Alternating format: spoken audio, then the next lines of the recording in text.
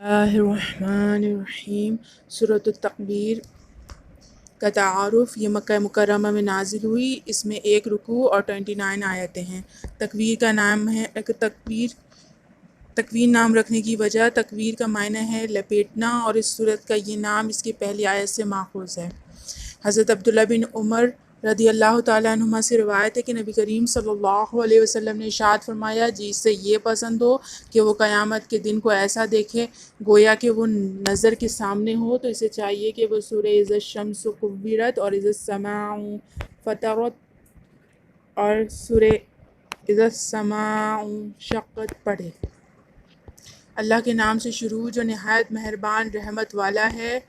جب سورج کو لپیٹ دیا جائے گا، اور جب تارے جھڑ پڑیں گے، اور جب پہاڑ چلائے جائیں گے، اور جب 10 ماہ کی حاملہ اونٹنیاں چھوٹی پڑیں گی، اور جب وحشی جانور جمع کیے جائیں گے، اور جب سمندر سلگائے جائیں گے، اور جب جانور کو جوڑا جائے گا، اور جب زندہ دفن کی گئی لڑکی سے پوچھا جائے گا کہ کس خطا کی وجہ سے اسے قتل کیا گیا، اور جب نامہ اعمال کھولے جائیں گے، اور جب آسمان کھینچ لیا جائے گا، اور جب جہنم بھڑکائی جائے گی، اور جب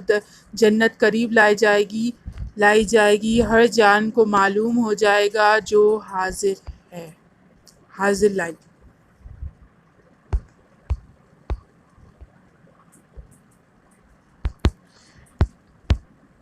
اور جب زندہ دفن کی گئی لڑکی سے پوچھا جائے گا۔ حضرت عمر فاروق رضی اللہ تعالیٰ عنہ سے اس آیت کے بارے میں پوچھا گیا تو انہوں نے نام لے کر فرمایا، ایک صاحب تاجدار صلی اللہ علیہ وسلم کی بارگاہ میں حاضر ہوئے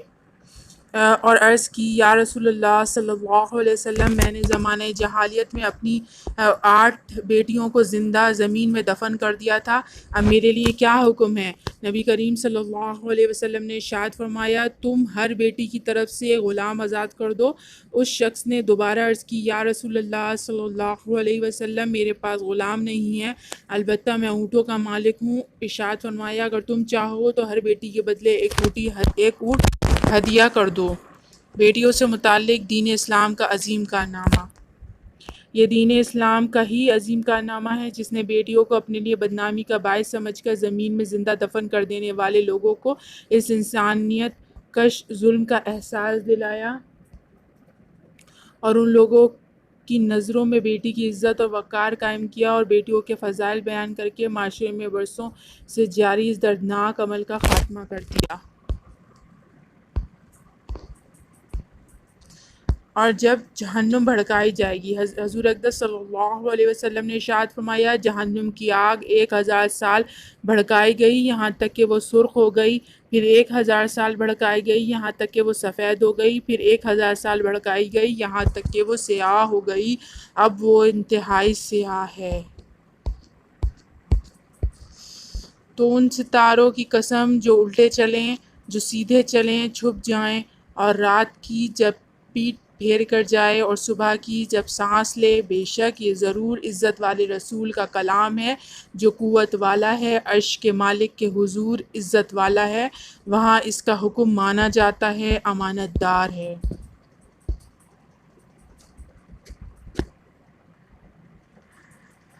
اس آیت اور اس کے بعد والی 6 آیات کا خلاصہ یہ ہے کہ اے کافرو، تمہارا یہ گمان کہ قرآن جادو یا شعر یا اگلے لوگوں کی کہانیاں ہیں ہرگز درست نہیں۔ مجھے ان ستاروں کی قسم جو الٹے چلیں اور سیدھے چلیں اور اپنے چھپنے کی جگہوں پر چھپ جائیں، اور رات کی قسم جب وہ جانے لگے اور رات کی تاریکی ہلکی پڑ جائے، اور صبح کی قسم جب وہ ظاہر ہو جائے اور اس کی روشنی خوب پھیل جائے، بے شک یہ قرآن اللہ تعالیٰ کی طرف سے عزت والے رسول حضرت جبریل علیہ السلام کو پہنچایا ہوا کلام ہے جو کہ قوت والا ہے، عرش کے مالک کے حضور عزت و مرتبے والا ہے، اور آسمانوں میں فرشتے اس کی اطاعت کرتے ہیں، اور وہ انبیاء کرام علیہ السلام تک اللہ تعالیٰ کی وحی پہنچانے پر امانت دار ہے۔ حضرت علی مرتضیٰ کرم اللہ وجہ الکریم فرماتے ہیں کہ ان آیات میں جن کا ذکر ہے اس سے مراد سیارے ہیں جنہیں خمسہ متحیرہ کہا جاتا ہے، اور وہ یہ ہیں: زحل، مشتری، مریخ، زہرہ، عطارد، اور بعض مفسرین نے فرمایا کہ ان سے تمام ستارے مراد ہیں۔ جمہور مفسرین کے نزدیک اس آیت سے رسول کریم سے مراد حضرت جبریل ہیں، البتہ بعض مفسرین نے کہا کہ یہاں رسول کریم سے مراد حضور پرنور صلی اللہ علیہ وسلم ہے، جیسا کہ علامہ ابو الحسن علی بن محمد رحمۃ اللہ علیہ فرماتے ہیں کہ اس آیت میں مذکور رسول کریم کے بارے میں دو قول ہیں۔ ایک قول یہ ہے کہ اس سے مراد حضرت جبریل ہیں، اور دوسرا قول یہ ہے کہ اس سے مراد رسول اللہ صلی اللہ علیہ وسلم ہے، جو قوت والا ہے۔ حضرت جبریل کی قوت کا یہ عالم ہے کہ انہوں نے حضرت لوط علیہ السلام کی قوم کی بستیاں جڑ سے اکھاڑ کر اپنے پروں پر رکھ لیں اور انہیں آسمان کی بلندی تک اٹھا کر پلٹ دیا۔ ایک مرتبہ ابلیس کو بیت المقدس کی سرزمین پر ایک وادی میں حضرت عیسیٰ سے کلام کرتے ہوئے دیکھا تو اسے پھونک مار کر ہند کے دور دراز پہاڑوں میں پھینک دیا۔ ایک چیخ مار کر حضرت صالح کی قوم کے دلوں کو پھاڑ دیا اور وہ اس چیخ سے ہلاک ہو گئے۔ اس کی طاقت کا یہ حال تھا کہ پلک جھپکنے میں آسمان سے زمین پر تشریف لاتے اور پھر زمین سے آسمان پر پہنچ جاتے۔ حضور اقدس صلی اللہ علیہ وسلم کی طاقت۔ اب سرکار دو عالم صلی اللہ علیہ وسلم کی طاقت اور قوت کے کچھ جھلک ملاحظہ ہوں۔ قرآن پاک کے بارے میں اللہ تعالیٰ نے ارشاد فرمایا، اگر ہم یہ قرآن کسی پہاڑ پر اتارتے تو ضرور تم اسے جھکا ہوا اللہ کے خوف سے پاش پاش دیکھتے۔ اور اپنے حبیب صلی اللہ علیہ وسلم کے بارے میں ارشاد فرمایا، بے شک ہم نے تم پر تھوڑا تھوڑا کر کے قرآن اتارا۔ حضرت موسیٰ نے اللہ تعالیٰ کیا اسے اپنا دیدار کروانے کی دعا کی تو اللہ تعالیٰ نے ان سے فرمایا، تو مجھے ہرگز نہ دیکھ سکے گا، البتہ اس پہاڑ کی طرف دیکھ، یہ اگر اپنی جگہ پر ٹھہرا رہا تو عنقریب تو مجھے دیکھ لے گا۔ پھر جب اس کے رب نے پہاڑ پر اپنا نور چمکایا تو اسے پاش پاش کر دیا اور موسیٰ بے ہوش ہو کر گر گئے۔ اور اپنے حبیب صلی اللہ علیہ وسلم کے بارے میں ارشاد فرمایا، اس حال میں کہ وہ آسمان کے سب سے بلند کنارے پر تھے، پھر وہ جلوہ قریب ہوا، پھر اور زیادہ قریب ہو گیا تو دو کمانوں کے برابر بلکہ اس سے بھی کم فاصلہ رہ گیا۔ پھر اس نے اپنے بندے کو وحی فرمائی جو اس نے وحی فرمائی، دل نے اسے جھوٹ نہ کہا جو آنکھ نے دیکھا، تو کیا تم ان سے ان کے دیکھے ہوئے پر جھگڑتے ہو؟ اور انہوں نے تو وہ جلوہ 2 بار دیکھا، سدرۃ المنتہا کے پاس، اس کے پاس جنت المأویٰ ہے، جب سدرہ پر چھا رہا تھا جو چھا رہا تھا، آنکھ نہ کسی طرف پھری نہ حد سے بڑھی۔ اس آیت سے معلوم ہوا کہ اللہ تعالیٰ تمام مخلوق سے زیادہ اپنے حبیب کو طاقت اور قوت عطا فرمائی ہے۔ بے شک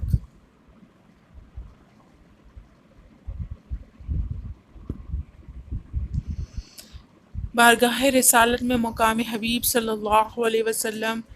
ملاحظہ ہوں۔ اللہ تعالیٰ نے قرآن پاک میں جہاں بھی اپنے حبیب سے خطاب کیا تو حضور اقدس صلی اللہ علیہ وسلم کے نام سے نہیں بلکہ اوصاف اور القاب سے یاد کیا۔ اللہ تعالیٰ نے قرآن پاک میں کئی مقامات پر مدینہ منورہ کی یہودی اور مکہ مکرمہ کے مشرکین کی اس جاہلانہ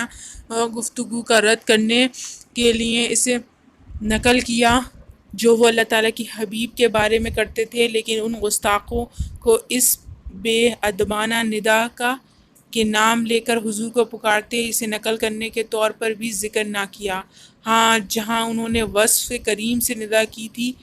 اگرچہ ان کے گمان میں مذاق اڑانے کے طور پر تھی، اسے قرآن میں نقل کیا گیا۔ اللہ تعالیٰ نے قرآن پاک میں اپنے حبیب کے شہر کی قسم، ان کی باتوں کی قسم، ان کے زمانے کی قسم اور ان کی جان کی قسم بیان فرمائی، اور یہ وہ مقام ہے جو اللہ تعالیٰ کی بارگاہ میں آپ کے سوا اور کسی کو حاصل نہیں، اور وہ خدا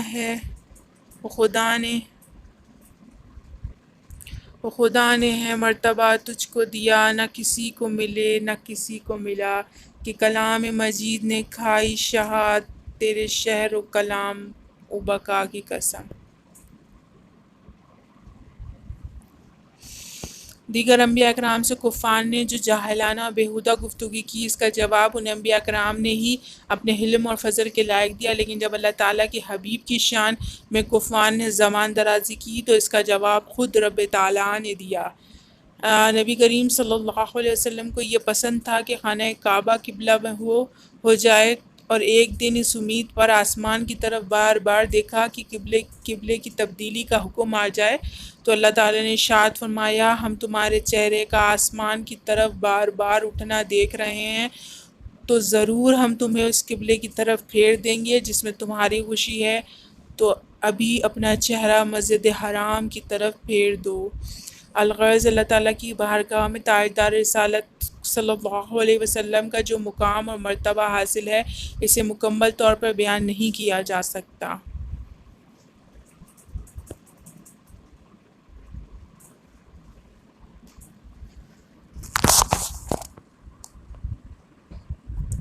اور تمہارے صاحب ہرگز مجنون نہیں۔ کفار مکہ جو میرے حبیب صلی اللہ علیہ وسلم کو مجنون کہتے ہیں، ایسا ہرگز نہیں ہے، یعنی کہ وہ نبی کریم صلی اللہ علیہ وسلم کو مجنون کہتے تھے، اور یقیناً بے شک انہوں نے اسے روشن کنارے پر دیکھا، اور یہ نبی غیب بتانے پر ہرگز بخیل نہیں۔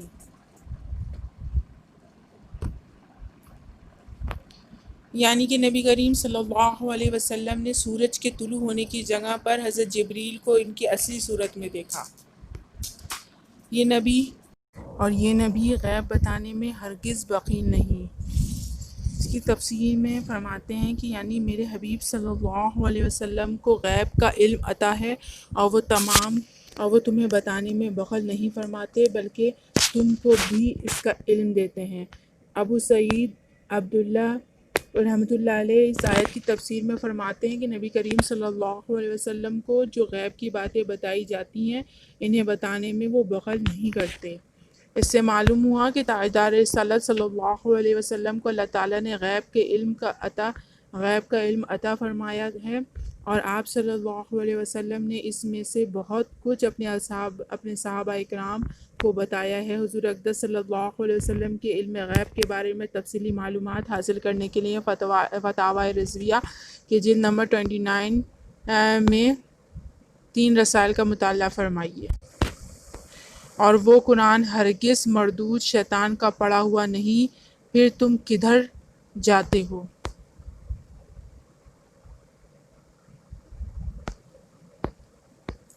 وہ تو سارے جہانوں کے لیے نصیحت ہی ہے، اس کے لیے جو تم میں سے سیدھا ہونا چاہے، اور تم کچھ نہیں چاہ سکتے مگر یہ کہ اللہ چاہے جو سارے جہانوں کا رب ہے۔